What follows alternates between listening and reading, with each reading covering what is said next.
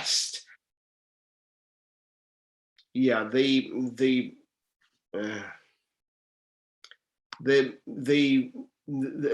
Spanish side, as I was saying, is on the east, and the French side was on the west.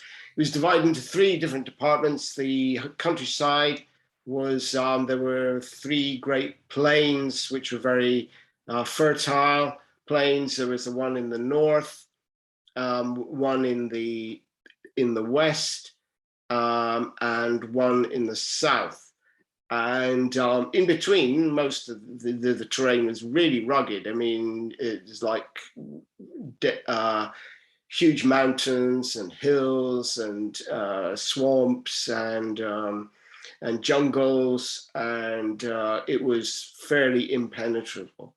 But these areas and a few other spots were very, very congenial to settlement and to the plantations which would arise out of them.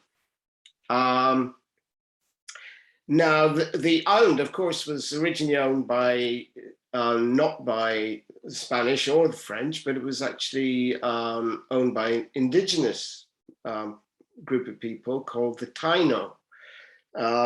And the Taino, they actually give the name, or that it was eventually called the French part when it got independence, of Haiti, which comes from the original language term, which I think was Haiti, which means, I think, something like mountains in the clouds or something like this. Anyway, the indigenous people were either exterminated, or they died of diseases, or some of them are probably the survivors, that is, probably integrated into the lower rungs of both of the society on both sides, because the African and Creole slaves, once they had actually liberated themselves, they actually felt that they had some affinity to the original inhabitants, and they knew something about their culture as well, which we will come to. Right. So as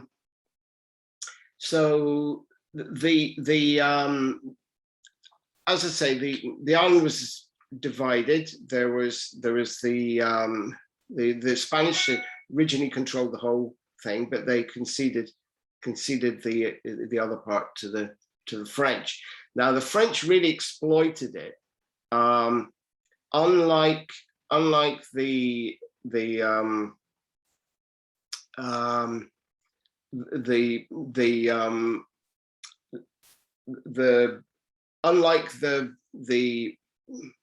Spanish hadn't really exploited the island at all. By the time the revolution takes place, there are roughly at least 600,000 people in the French part of the island. There's only 175,000 people in the Spanish part, which is 3 times bigger. So that geographically speaking, so that gives you an idea of the population explosion going on in the French part. Now, the French part was divided up on racial grounds. There were whites who were also divided. There was only 50,000 roughly whites. 50,000 whites where there were the Grand Bloc and the Petit Bloc. And the Grand Bloc were sort of like the big landowners, mainly the plantation owners, and the sort of merchant elites. And then there were the Petit Blanc, who were sort of like shopkeepers and all the way down to actual late day laborers even.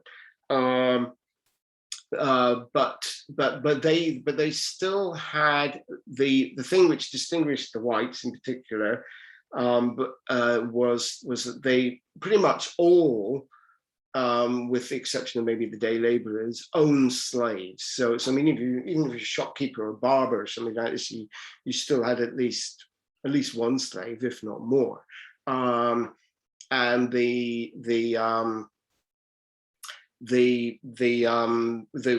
obviously the plantation owners had hundreds on the working in the state, not thousands, and so there were the whites, and then there was the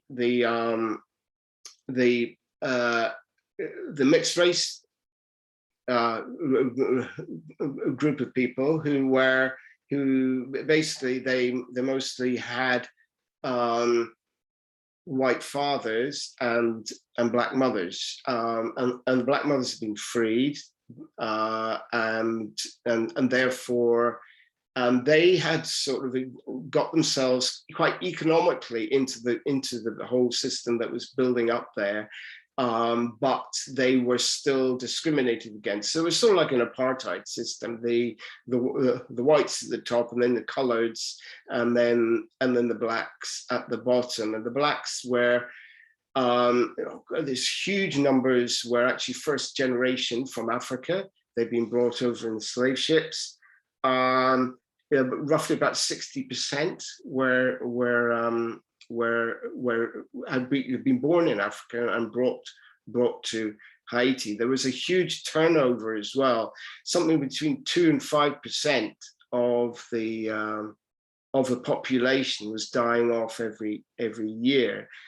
Predominantly, again, overwhelmingly in the black laborers on the plantations, and they were being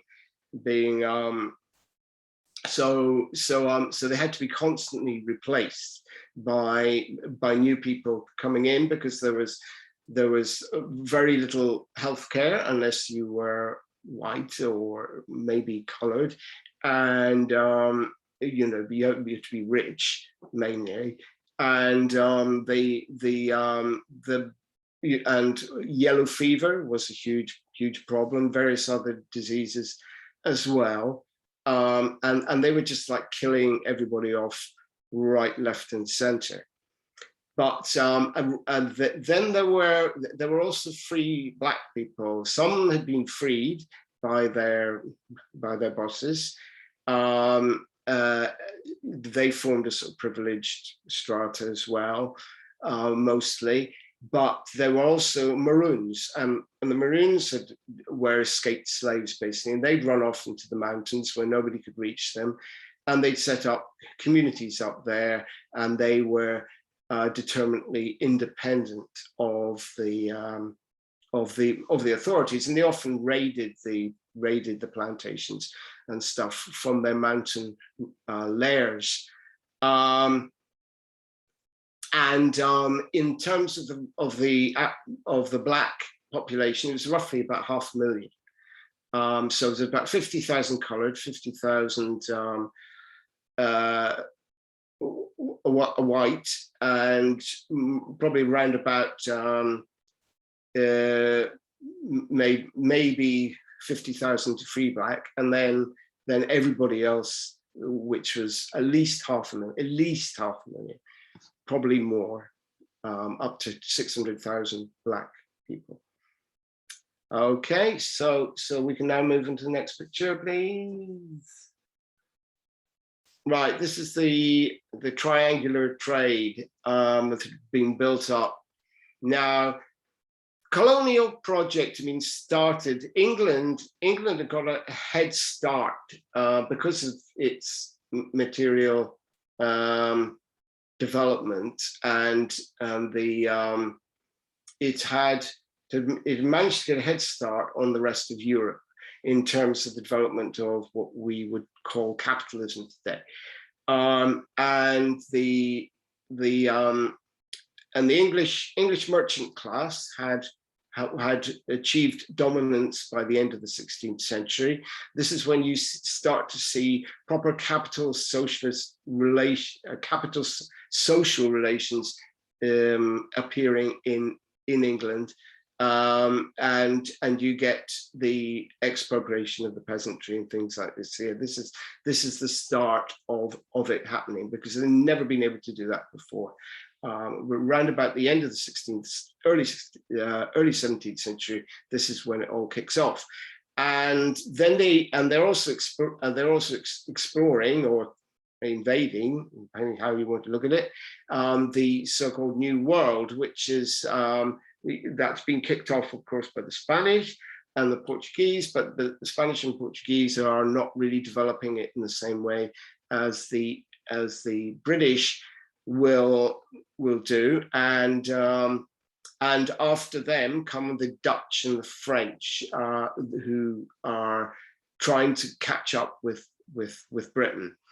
Now, Britain is going through a process which Marx would call primitive accumulation of capital. So this is the accumulation of capital before you're able to accumulate capital through wage labor and manufacturing. So this is how it is done, and it was done basically through the triangular trade. They went over to the Americas. They exterminated as many indigenous Americans as they could get hold of: the Spanish, the Portuguese, the Dutch, the French, the English, and they also and they appropriated their lands, especially in the Caribbean.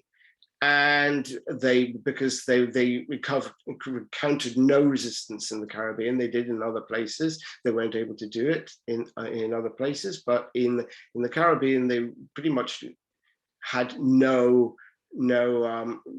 resistance at all, because the local people were really peace orientated. They didn't have a warrior culture at all, and so they were just got rid of. Now they also forced them to work on the plantations as well, to get, because this was what the whole accumulation of capital was all about. It was to get the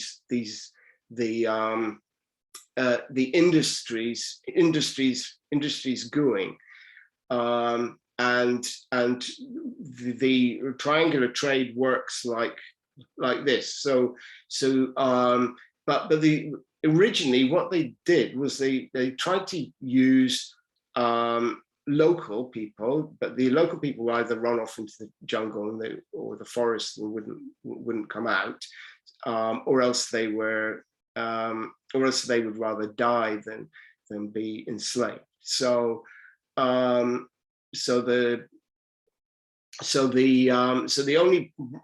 main problem is where they're going to get the labor from. They had this process in England and in France of getting, and other countries as well, but particularly in England, they had vagrancy laws, and because they were expropriating the peasants. Peasants were running around the countryside with nowhere to go. They also were conquering Ireland, so a whole lot of prisoners of war that they could recruit for their labor pool, and these unfortunate people were in fact the first slaves. They were not slaves in the form of chattel slaves. They were what we call indentured laborers. But I mean, the indentured laborers served for a period of time, as did the original African slaves. In fact, African slaves could buy their own freedom in the same way. So the original slave labor force in the early 17th century was Europeans, but they died off as well in great numbers. They also ran off, and it was much more difficult to catch them because it wasn't so easy to find them. They could just run off to a city or something, and nobody would be able to get hold of them, or they could run off and become frontiersmen or whatever. So they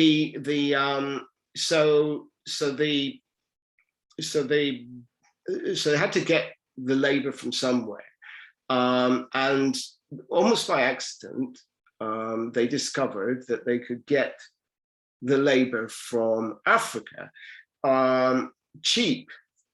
And this is what it was all about, because it was expensive and not very reliable to bring the Europeans across, but you could bring the Africans across for a cheaper price. And this is basically what it was all about. It was that cynical. Well, I hate to use the word cynical, but what I should be using is callous. Because they discovered that they had originally tried to conquer Africa, but they'd been kicked out by the Africans. The Africans had managed to get rid of the Europeans with the first wave of Europeans, because they only had matchlock muskets, and the matchlock muskets wouldn't be able to shoot in the tropical rainforest, and the horses would die of the tsetse fly and so on and so forth. So the Europeans were forced to trade, and they discovered that some African kingdoms had whereas in Europe there was a thing about ownership of land. This was the main thing about where the aristocracy and so on. It was all about ownership of land. In Africa, it was more about ownership of people. So you didn't say, "Oh, I own 200,000 acres of whatever." Yeah, you would say, "I own 200,000 people," and some of these kingdoms, I mean, obviously African kingdoms were widely diverse, but the ones that were quite centralized and had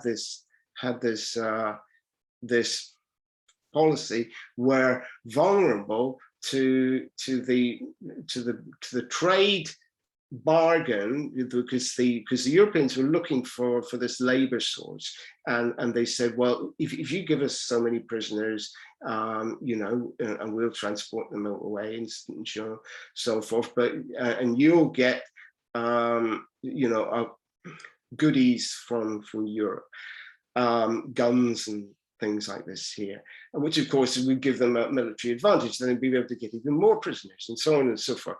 So it became really cheap, and for the Europeans to do this, and I can't remember who it was exactly who started off. I think it was the Dutch, and then everybody else got involved. The English came storming along behind them, and the French and everybody else, so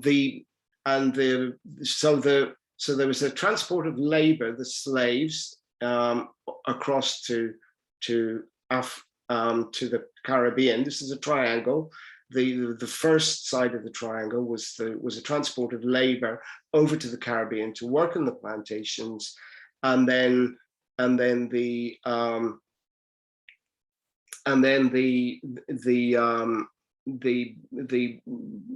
goods would go either to North America, which is more developed, or across to back across to Europe. So you had this so you manufactured goods were coming out of mainly England at the time, but soon it expanded to include many countries. So you got all these goods coming in into Africa, getting the slaves in return. Slaves go over to the Caribbean, work in the plantations, produce the raw materials, which go back to Europe, where they're turned into manufactured goods, and then the whole cycle repeats. Okay, so that gives you an idea of the triangular trade. We have the next picture, please. Just a moment. Yeah, so this is an illustration. I think it's from an emancipation book, but it's like this is, I mean, the whole idea was to transport as many people as possible. You cram them into the ship. Ships are usually really run down and rubbish. The sailors who sailed on them were the lowest of the sailors. You know, there were people really down there. Like everybody, nobody wanted to work on a slave ship, and of course they often took it out on the slaves who were forced to live below decks. The slaves were branded, and they were chained together, absolutely diabolical conditions, and they had to do the middle passage, and loads of them died on the way, and they're unceremoniously thrown overboard. So that was how you started off your life as a slave. So you were captured in Africa. You brought to the merchants. The merchants bought you at the trading port. Then you were transported in these ships. And if you were lucky, you got to the other side. Can we have, or unlucky maybe? Can we have a next picture, please? Yeah, so this is you're arriving at the plantations now, and you've been sold off the market. When you arrive again, you're sold off there to a plantation owner who needs you for the plantations, and then you're yoked together like this, like you were horses or something. And you're dragged along. As you can see, these are the guards seem to be either mixed race or black, or they might be free blacks. But the whole system is organized by these by the merchants and by the landowners. Okay, so we'll have the next picture. Yeah, so here's them chopping away at the sugar cane. In this occasion, might not be sugar cane, might be other ingredients on Hispaniola, or particularly in the Saint Domingue side. It could be indigo. It could be sugarcane. It could be coffee. It could be cotton. So as you can see, the slave drivers weren't always white, but there would be a predominant number of whites. These would be the petit blanc type people who would be driving the slaves and telling them to work harder and work harder and work harder, until they, well, often they did drop down dead of exhaustion. And so I mean, it was a quite unbearable life that they had been thrown into.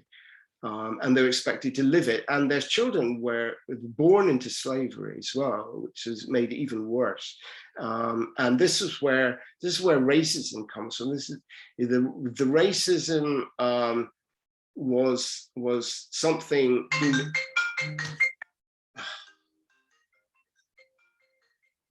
The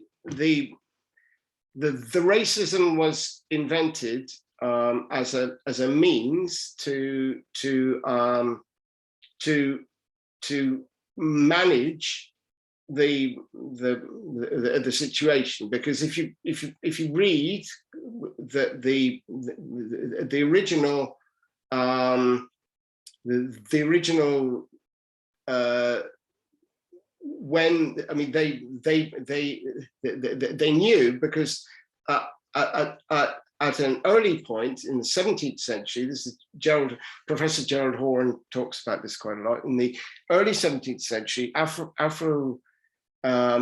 African slaves often joined up with indigenous slaves, and they joined up with say Irish slaves or other European slaves in the form of indentured laborers, and they came together to fight the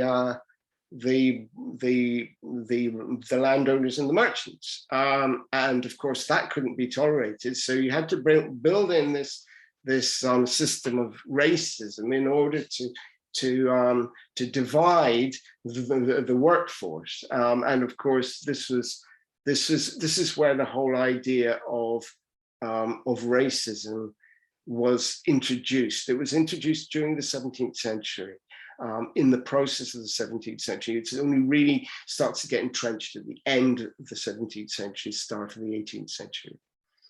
Okay, can we move on to the next one? Yeah.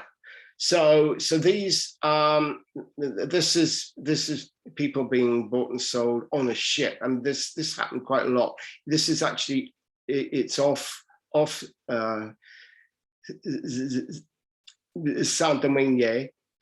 This is what would be happening off the Cap Français, which was the capital city. There was a big bay there, and lots of ships in the harbor, and people would go out to the ships, and the slaves would all be presented on deck, and then these people here will be sitting around having a feast and deciding which slaves they were going to appropriate for themselves. So that just gives you an idea of what might be going on. And over on the other side, this is a sort of local Creole outfits that would be worn specifically by the free black and the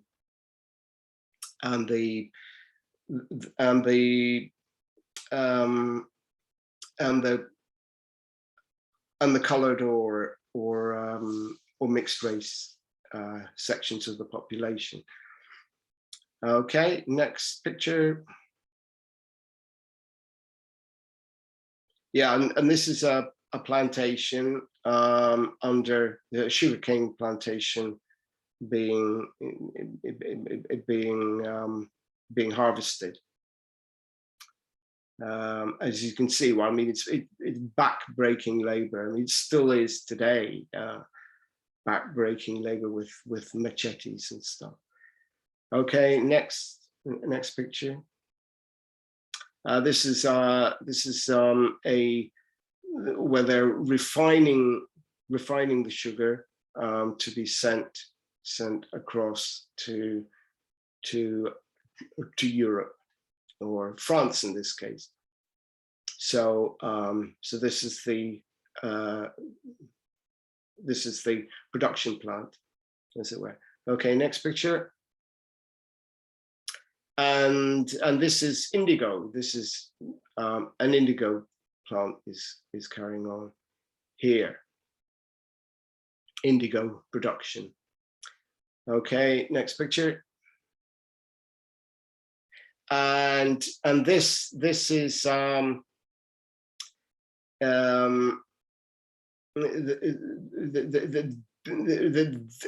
is a sort of rather romantic picture of what the life was like for, this is obviously aimed at a European well-to-do audience, and that they'd be thinking, oh, I wonder if I should go out there and get a plantation too. and you know, we have all these happy people in the background, obedient happy people of dark skin color who will be doing all our things for us, and we can waltz about like this.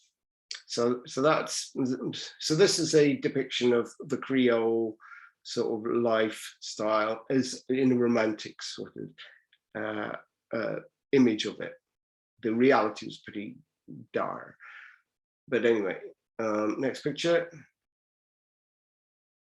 Yeah, and this is Cap de Francais, which I've been talking about earlier. The slave ship would have probably been one of those. I mean, probably several of these are. This is just before the revolution kicks off. So so Cap de Francais, it looks like a French town on the borders of the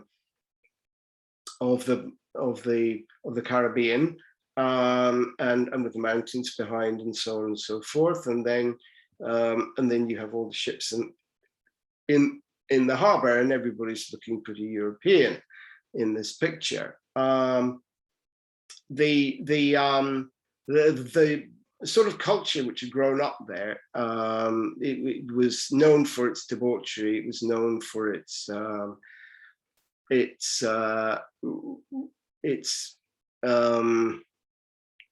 what's the word I'm looking for? Known for its decadence, and opulence as well. So there were all these, you know, like there's lots of money to throw around if you were the right person to throw it around, and you could get favors, and you could get, you know, lots of corruption going on, financial corruption and sexual corruption, all sorts of different things were going on in the island. And there was, you know, well, I mean, white males thought it was, you know, they could just take advantage of black women as and when they felt like it, and so on and so forth. It was quite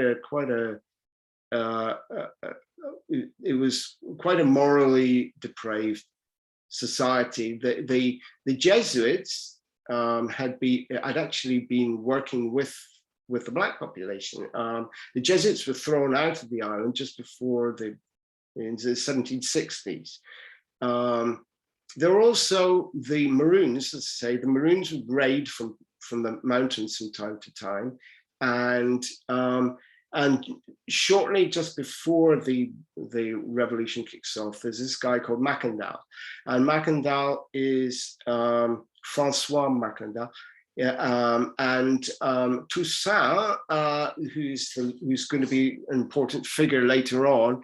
He as a young man, he is probably there at his execution, his public execution. They killed him. They captured him in the end and killed him. He had led a big uprising against the whites, and his watchword was "Death to the whites," and he achieved in killing some of them, you know, like 100 or a few hundred or whatever, but not enough, obviously. And it was savagely, the rebellion was savagely put down. Toussaint was a free black man, and he was watching what was going on, noting it all very, very carefully, but at the time saying nothing. Okay, we can probably move on to the next picture. Yeah, so meanwhile in France, the Bastille had been stormed, and the French were in a revolution, which was, as the years went on, it got more and more radical, until you reach about 1793, 94, and then it starts to go back again. But but in terms of as soon as the local people get to hear about this, because obviously the sailors from Europe are talking about it, and the local people are overhearing their conversations, and they go, there's a revolution going on in France, and they've overthrown the aristocracy and the king. Well, maybe we should do the same. And so they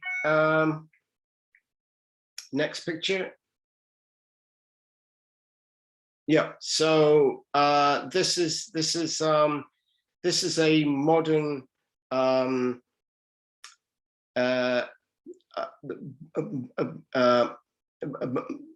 modern painting of what the initial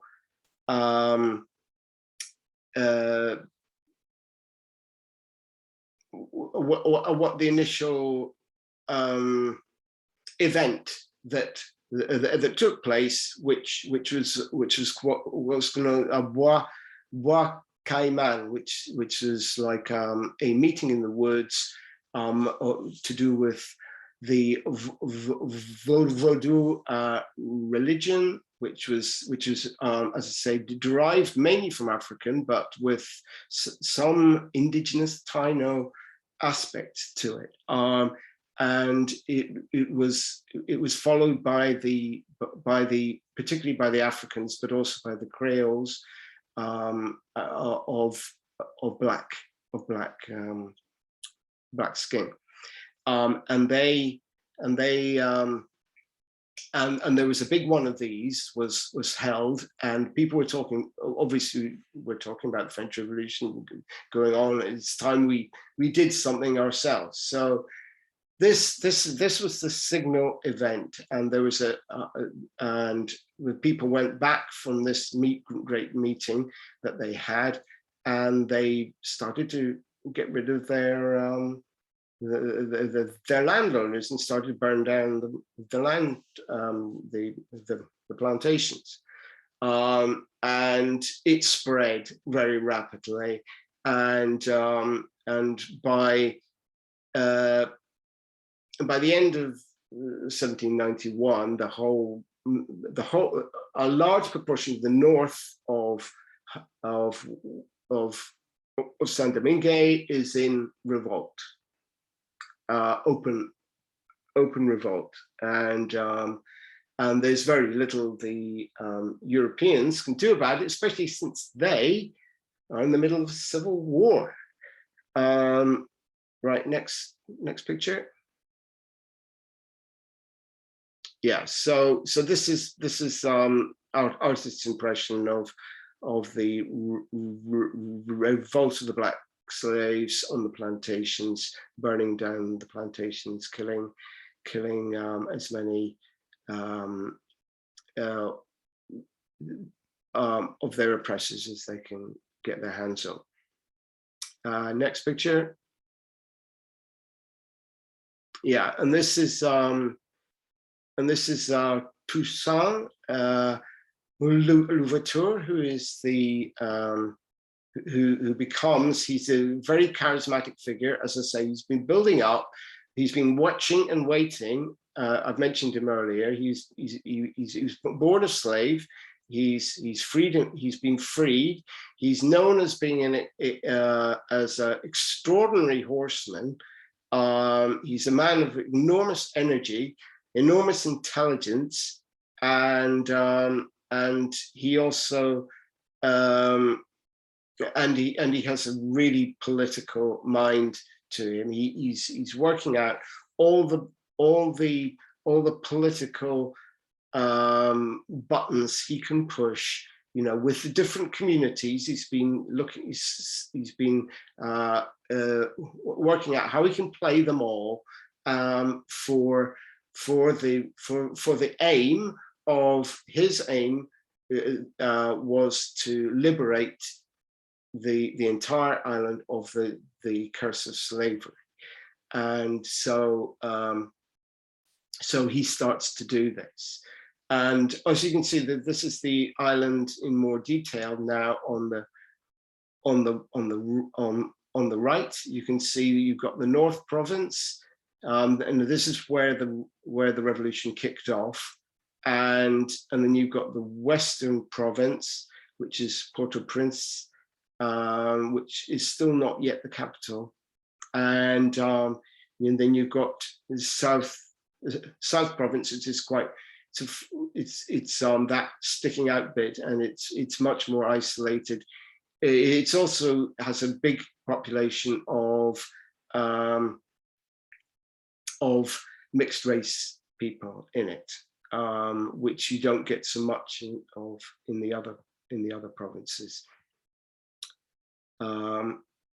Okay, we can move on to the next picture. Yes, so is this the slaves burning down the Cap de Francais? Well, no, it's not actually. It's two factions of the settlers burning it down. They've fallen out, and they decided to have a battle in the middle of Cap de Francais, and they burned it down, or at least, you know, a good proportion of it down. And that was, you know, like there were the people who were wearing the white cockades and the people wearing the tricolor cockades and so on and so forth. So the royalists against Republicans, but neither wanted to free slaves. They in fact there'd been just before this incident, as soon as the French Revolution was heard about, this is even before the big revolution I was talking about, there was an uprising by mixed race people under a man called Oge, and he was captured along with some of his closest cohorts, and they were put to death in the most abominable manner. They were tortured to death on the wheel. I mean, that was medieval stuff. And all these things started to, you know, and according to the legislation passed by the French under the new administration, it was supposed to, you know, everybody was supposed to have these things called fraternity and equality and liberté, you know, and none of these were allowed. The people of mixed race, even they weren't allowed to break the apartheid type rules of the island.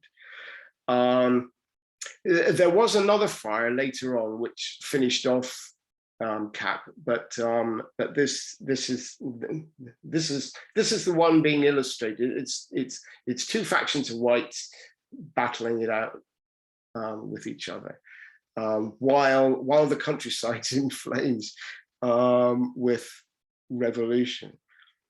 Okay, so that just again shows how arrogant they were and how short-sighted. Okay, shall we have the next picture? Yeah, so what happens now is starts it off. I think this is supposed to be Toussaint again, on the left there in the blue with the plume in his hat and so on and so forth. He is now the people in red. I'm not entirely sure whether they're British or whether they're Spanish. I think they are Spanish, in fact. But originally Toussaint, the Spanish have been delighted with the slave revolt because they thought, oh great, we can stir things up against the French, especially since they've now had this revolution and we don't like that. So the Spanish offered to give the rebel slaves a whole load of weapons, and so Toussaint and the other leaders, Biassou being the main one, say yeah, fine, we'll go ahead, and then they pledge allegiance on a temporary basis to the crown of Spain, in order to get their own liberty, quickly realized that the Spanish had no intention of allowing that situation to continue, that they're just being used. And then they discover that there's been some changes in France. France becoming increasingly more radical. The Jacobins are now in power. The Jacobins have decreed that slavery will be abolished, and that includes the colonies. And so therefore, Toussaint decides to switch sides again, and he's now in charge. The Biassou and the other fellow, I can't remember his name, they sort of disappear from the scene, and Toussaint is in charge. And as I say, he's a hugely charismatic figure with enormous intelligence and able to perform extraordinary feats, physical feats, despite the fact that he's only he was quite a scrawny character apparently. But anyway, he was able to perform incredible physical feats. He could run around the country on a horse faster than anybody on the island. Even his bodyguard couldn't keep up with him. And he had this enormous energy for work towards the aim of freeing the slaves. So as I say, he changes sides, and then the Spanish and the British decide to invade rather foolishly, and Spanish are quickly dealt with. And then the main problem is with the British. The British get themselves entrenched into the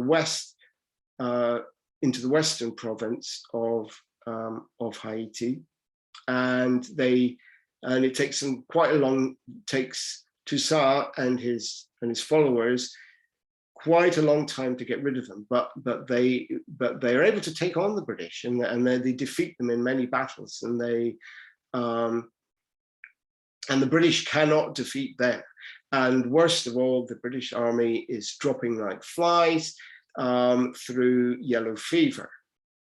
This is a premonition as to what happened to the French army later on, but we'll come to that in due course. So the British are eventually, they're forced into they're not forced to evacuate, but they are forced to come to terms, and they have to sort of make a deal with Toussaint. And then there's further problems because Toussaint is running a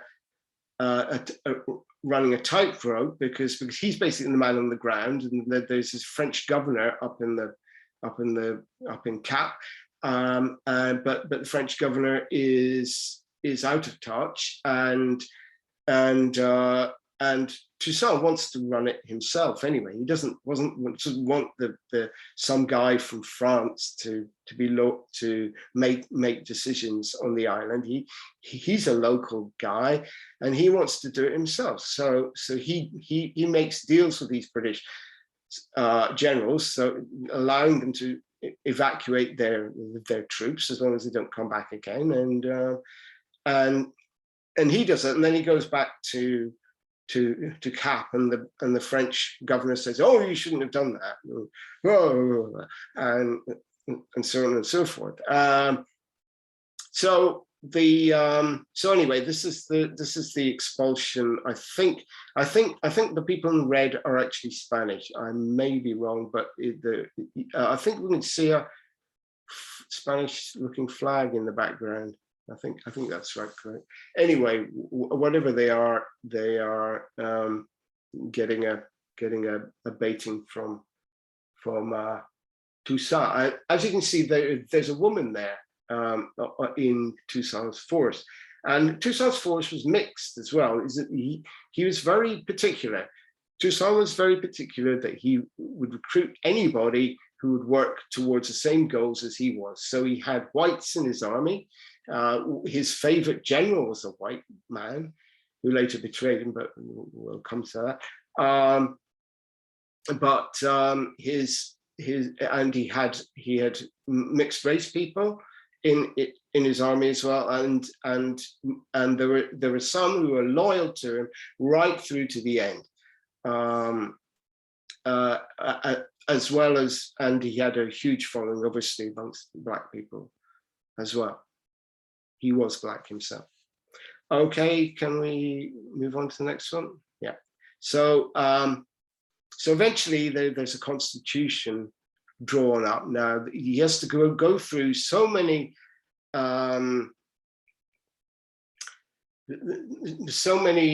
somersaults, political somersaults he has to do to get to this stage. It's also, he's realizing as he goes along, you know, he's thinking, he initially thinks with the early Jacobins, he's thinking, well, you know, I can get this.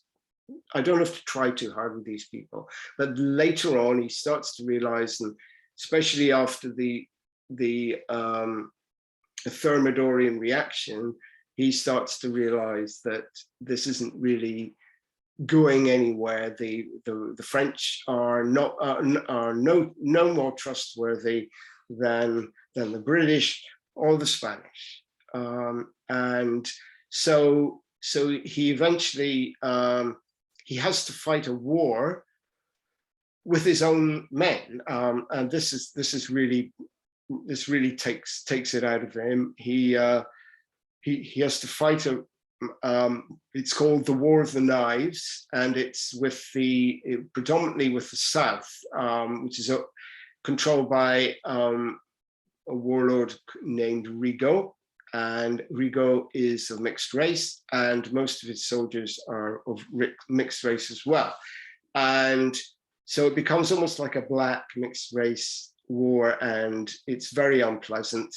Rigaud kicks it off, and he starts massacring people, and then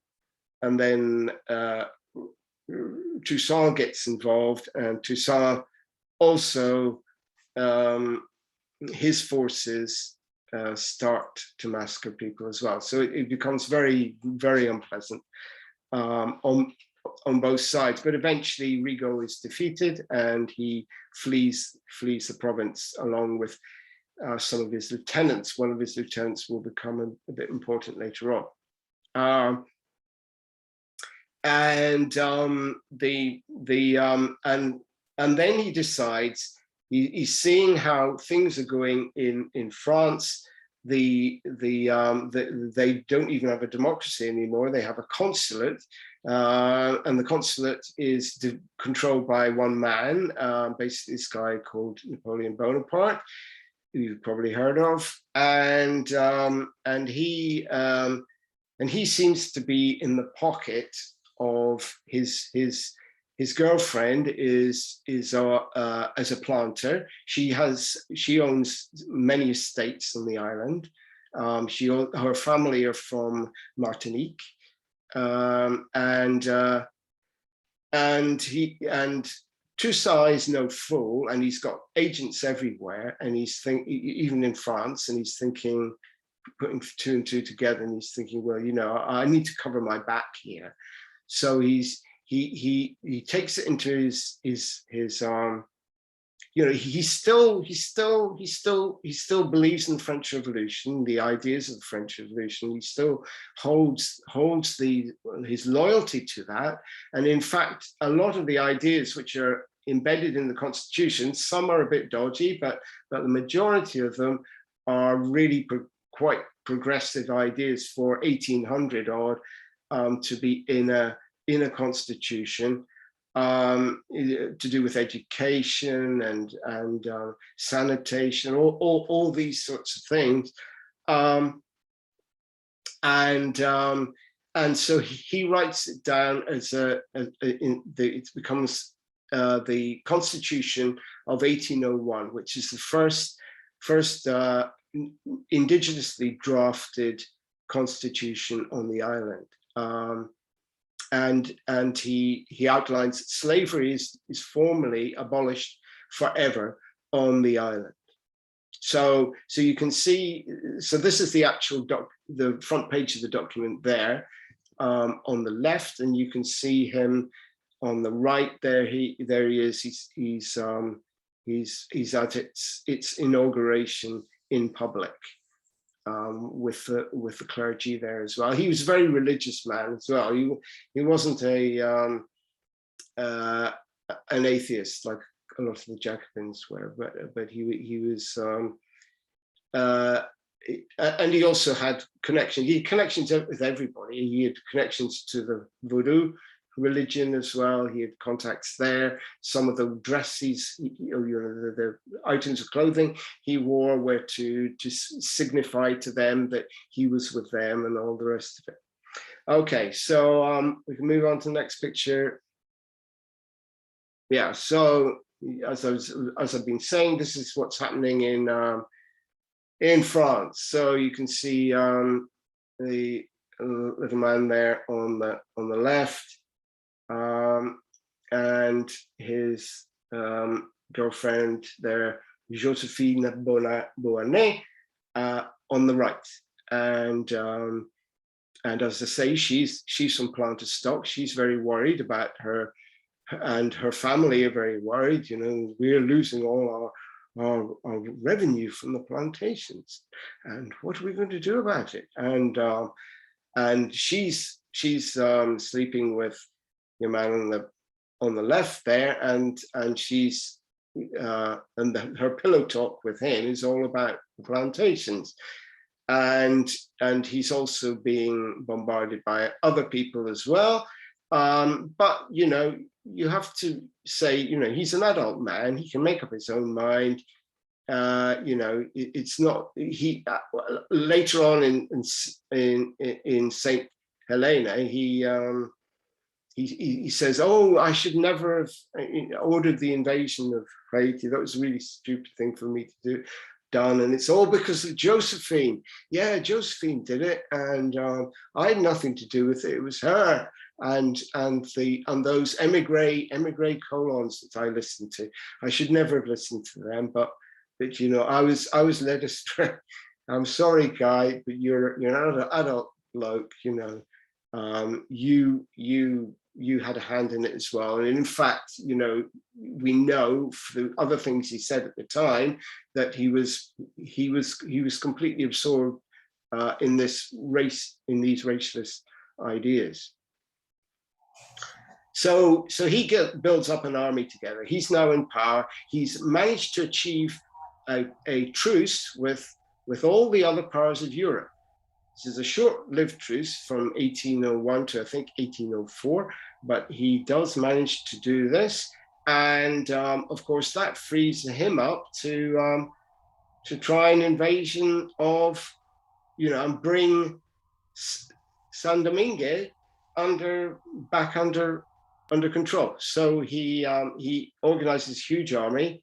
We don't know exactly how many men there was, but the first wave, I think, was 20,000 men. The second, it was probably at least 50,000 went over. It may have been up to 85,000. And a lot of them were veteran soldiers who had fought in Germany and the Low Countries and Italy and Egypt and the other campaigns he'd been involved in. Anyway, so they all are dispatched off under a man called Leclerc, General Leclerc. Now, General Leclerc was married to Napoleon's sister Pauline, youngest sister, I think, and he was the most inappropriate man he could have chosen for the mission. According to this book here I'm reading at the moment, it's called Black Spartacus by Sudhir Hazari Singh, and he says, he describes Leclerc in one sentence. He says he had all of Napoleon's vices and none of his virtues. So that gives you an idea of what sort of a man he was. And he's basically sent over by Napoleon on a mission to reestablish, as far as he can,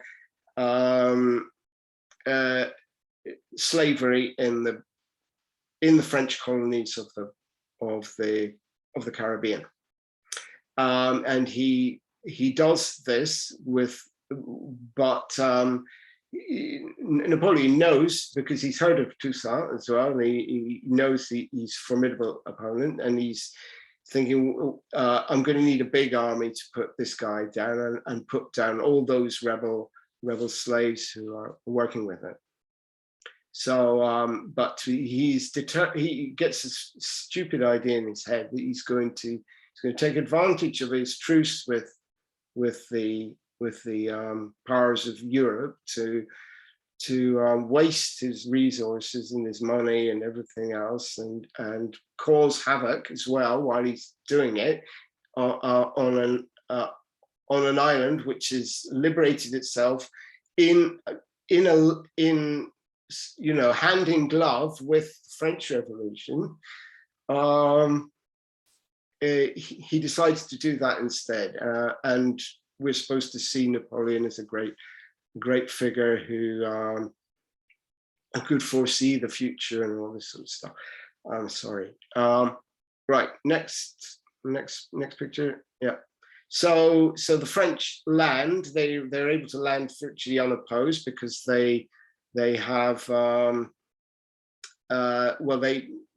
as soon as people see the size of the army coming in, they start to defect. Toussaint has been expecting this, and he's built some defenses up. And most importantly, he's built up secret reserves in the mountains. He's built up secret arsenals and secret hideaways for his men and his horses. He's a big cavalryman. This is something which is, some of his best troops were cavalry. You usually only see in the pictures his infantry, but he had he was a cavalry leader, and he had lots of, and he led cavalry charges from the front. Anyway, this is the French army of Leclerc. I think this is the Battle of what's it called again? Crête.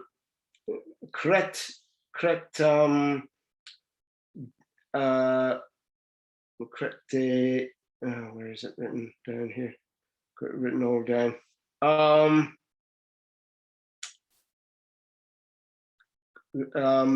Pierrot. I think it's called Crête de Pierrot, which is a fortress, is held by his lieutenant Dessalines, who's a formidable fighter, a really formidable fighter. He's sort of like a Haitian version of Marshal Ney under Napoleon, if you've ever heard of him. Anyway, and he holds this fortress, the Crête de Pierrot, and it's a catastrophe for the French army. The French army is surrounded with 18,000 men. There's only about a tenth of that inside the fortress, predominantly black soldiers, but also including, has to be said, also including mixed race soldiers and white soldiers who are fighting with the Haitian Revolution, which is not known as Haitian at the time. And this is showing them trying to break into the fortress. They do eventually take the fortress, but the cost is enormous. They lose thousands of men in doing so, and furthermore, Dessalines is able to make an escape with most of his men from the fortress. Okay, next picture. Yeah, and so the French have another general who's General Leclerc's number 2, and he increasingly becomes his number 1 because Leclerc gets ill through yellow fever. as Toussaint was expecting, he retreats up to the mountains and he starts sitting it out and waiting, and the French they start dropping off like flies with the yellow fever season. The French army it loses most of its men in this period. Rochambeau is rising to the top because Leclerc himself has become ill, and Leclerc will eventually die of it in November of that year. And Rochambeau is an utter thug. He's sort of like the equivalent of Waffen-SS or something like this here. I mean, he is there's like no humanity in him whatsoever, and he is an out-and-out racist,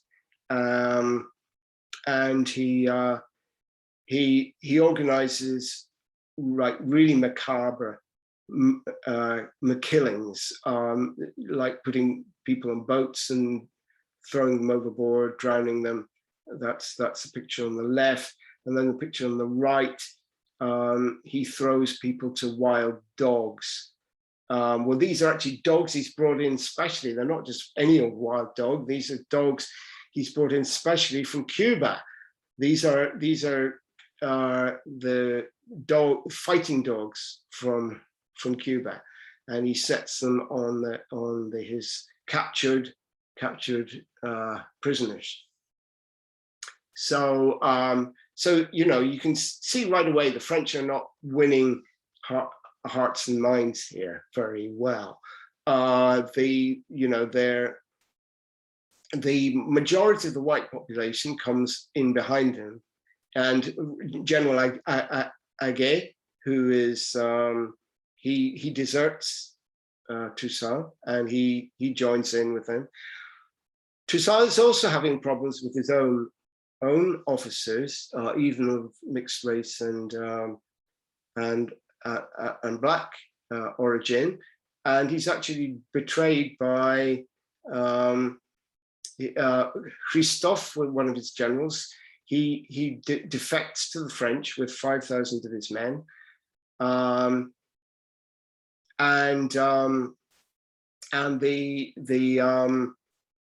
even Dessalines, who is his greatest general, as I say, he too trades it in, and he passes it on to he allows there's a situation is set up, and Toussaint is lured into a trap, and Toussaint is captured. He's brought immediately back to France. He's stuck in a castle in the middle of the Jura Mountains in France, and there he dies less than a year later. He's completely exhausted. I mean, what he's put his body through and his mind and everything. And Napoleon shows him no mercy. He doesn't have him killed, but he just has him chucked in this cold fortress in the middle of the mountains, far away from the sea, and doesn't let him see anybody, and he dies. And you would think, well, that's the end of it, right? Well, it's not. This is only the start, because the local people realize that they've just heard rumors from Guadeloupe that Guadeloupe has been, that the French are reintroducing slavery in Guadeloupe, and they go berserk. So everybody who is black or mixed race going, that's fucking it. I'm not having any more of this bollocks. And they just rise up en masse. And we got the next picture now, I think. Yeah, so they start fighting back against against the French. You know, they're using a lot of guerrilla tactics as well, up in the mountains and stuff. But the originally Toussaint and his followers don't have very many men in comparison to the French forces. The French army have been increasingly depleted by losses, and the size of the rebel armies is growing day by day. Okay, next one. Yeah, and this is an interesting picture. This shows Polish soldiers, actually. Polish soldiers are trying to, these are Polish soldiers fighting for the French. Now, we know that the soldiers in Napoleon's army, or Leclerc's army, dead by now, but they arrived expecting an easy campaign and they'd be back in France in no time. Instead, they're trapped there for months. They're dying off like flies. And the Poles in particular start to get really annoyed, because the Poles they have joined Napoleon or the revolutionary French because they want to be free of Russia and Austria and Prussia, and that's the, you know, and Napoleon said, "Oh, I'm on your side, and you know, I'm for small nations." And then they go, well, these guys are from a small nation and they're doing pretty well. They're beating us. What the hell are we doing here? And so the Poles actually mutiny. And towards the end of the campaign, Rochambeau is no longer able to control the Poles, and some of the Poles actually switch sides. They go and they join the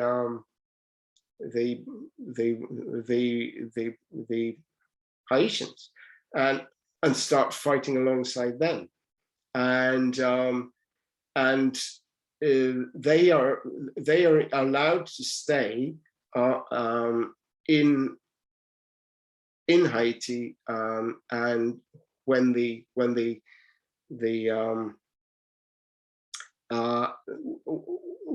French army finally gives up and decides it's had enough. Okay, next picture. Yeah, so this is a sort of final victory, Battle of Vertières, where they defeat the French. And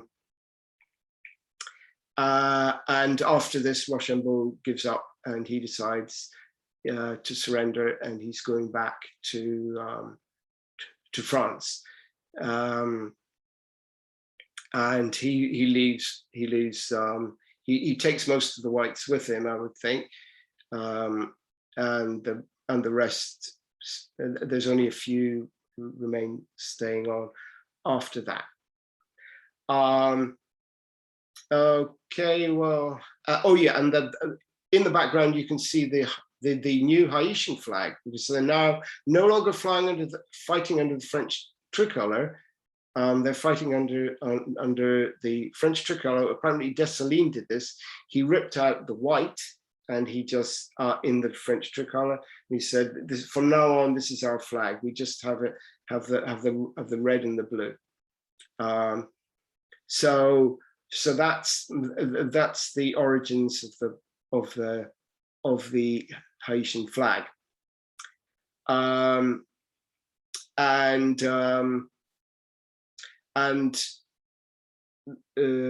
Yeah, we can move on now to the next picture. So and once the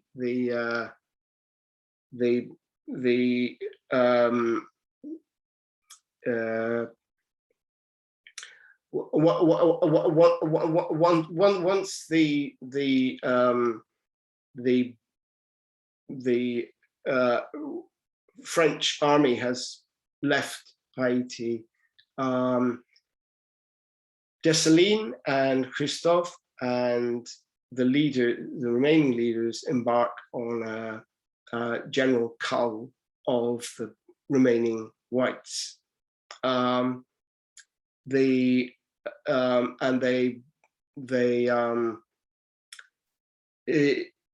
Dessalines, who's the most ruthless, he makes the first move.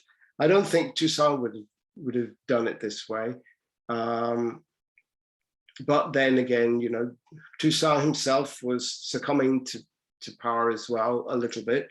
You can see why he was. I mean, he was under tremendous pressure and so on and so forth. But he did allow. You know, he was. There were elements. He kills his own nephew. He becomes very paranoid, kills his own nephew, and things like this. That's towards the end of his career before the French invade, and then he suddenly becomes reinvigorated again as a liberator after that. But anyway, so Dessalines sends out these orders that all the whites on the island who remain, if they won't intermarry with the local population, then they have to be wiped out.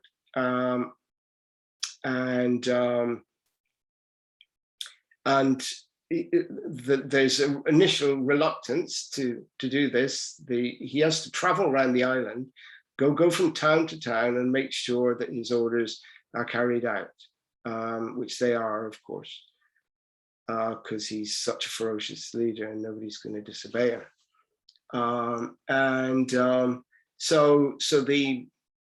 So the white people are mainly killed off, but obviously there are a few white people in Dessalines' army who obviously didn't get killed off.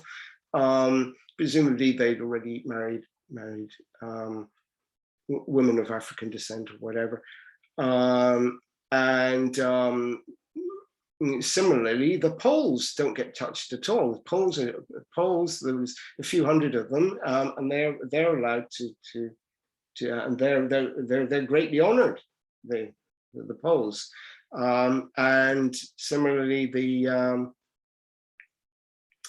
and there's another community of Germans who get away with it, and also doctors who've been treating black people. They don't get killed, and you know, so he's not complete nuttery, but he does.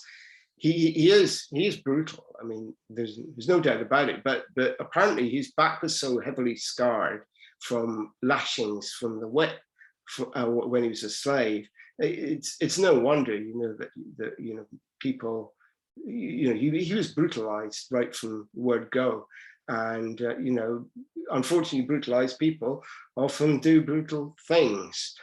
So anyway, so the whites are driven out, and then next picture, last picture. Yeah, so these are the three leaders who basically now become important in newly independent Haiti. Of course, Haiti is you know, the British and Spanish have been praying that the French are going to carry out a great victory, because they don't want free slaves any more than anybody else does, and so they are shocked as well by this defeat. The Americans are trying to get their oar in there as well. They're trying to establish trade relations, and so things are a bit ominous.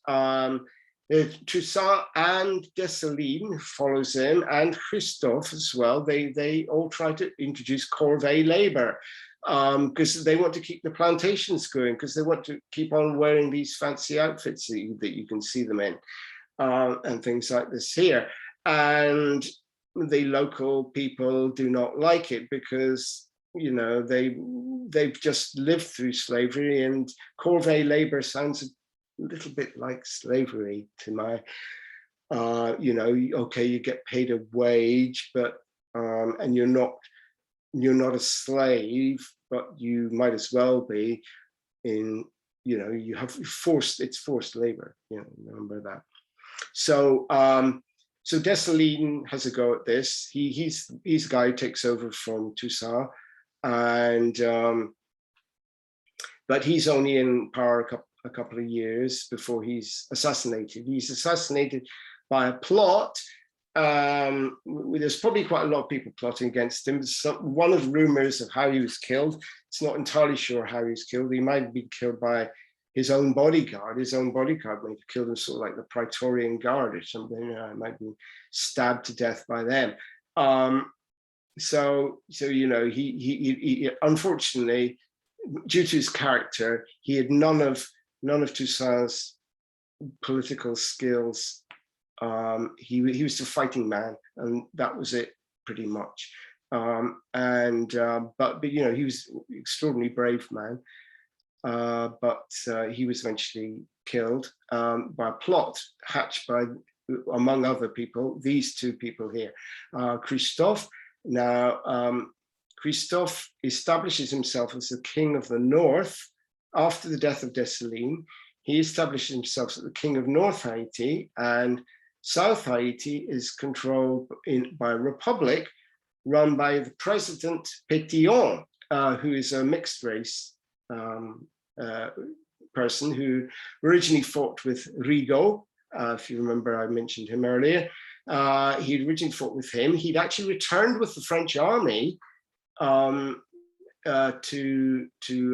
overthrow Toussaint, and had become more and more suspicious of the French as time went on. And then eventually he decides, along with the troops he's brought along, the colored troops, he decides, no, I'm going to switch sides with everybody else, and he fights alongside Dessalines and Christophe as well. He changes back to the right side at the end.